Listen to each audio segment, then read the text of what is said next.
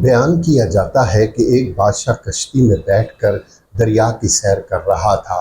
کچھ درباری اور چند غلام اس کے ہمراہ تھے۔ ان میں سے ایک غلام ایسا بھی تھا جو پہلے کبھی کشتی میں نہ بیٹھا تھا، اس لیے وہ بہت خوف زدہ اور ڈوب جانے کے ڈر سے رو رہا تھا۔ بادشاہ کو غلام کا رونا اور خوف زدہ ہونا بہت ناگوار گزر رہا تھا، لیکن غلام پر منع کرنے اور ڈانٹ ڈپٹ کا بالکل اثر نہ ہوتا تھا۔ کشتی میں ایک جہاں دیدہ اور دانا شخص بھی سوار تھا۔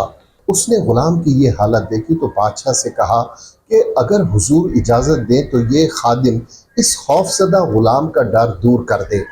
بادشاہ نے فوراً اجازت دے دی اور دانش مند شخص نے غلاموں کو حکم دیا کہ اس شخص کو اٹھا کر دریا میں پھینک دو۔ غلاموں نے حکم کی تعمیل کی اور رونے والے شخص کو اٹھا کر دریا کے اندر پھینک دیا۔ جب وہ 3-4 غوطے کھا چکا تو دانا شخص نے غلاموں سے کہا کہ اب اسے دریا سے نکال کر کشتی میں سوار کر لو۔ چنانچہ غلاموں نے اس کے سر کے بال پکڑ کر کشتی میں گھسیٹ لیا اور وہ غلام جو ذرا دیر پہلے ڈوب جانے کے خوف سے بری طرح رو رہا تھا، بالکل خاموش اور پرسکون ہو کر ایک طرف بیٹھ گیا۔ بادشاہ نے حیران ہو کر سوال کیا کہ آخر اس بات میں کیا شے پوشیدہ تھی کہ تم نے ایک ڈرے ہوئے شخص کو دریا میں پھینکوا دیا، اور مزید حیرت کی بات یہ ہے کہ یہ اب خاموش بھی ہو گیا ہے۔ دانا شخص نے جواب دیا، حضور والا، اصل بات یہ تھی کہ اس نے کبھی دریا میں غوطے کھانے کی تکلیف نہ اٹھائی تھی۔ اس طرح اس کے دل میں اس آرام کی کوئی قدر نہ تھی جو اسے کشتی کے اندر حاصل تھا۔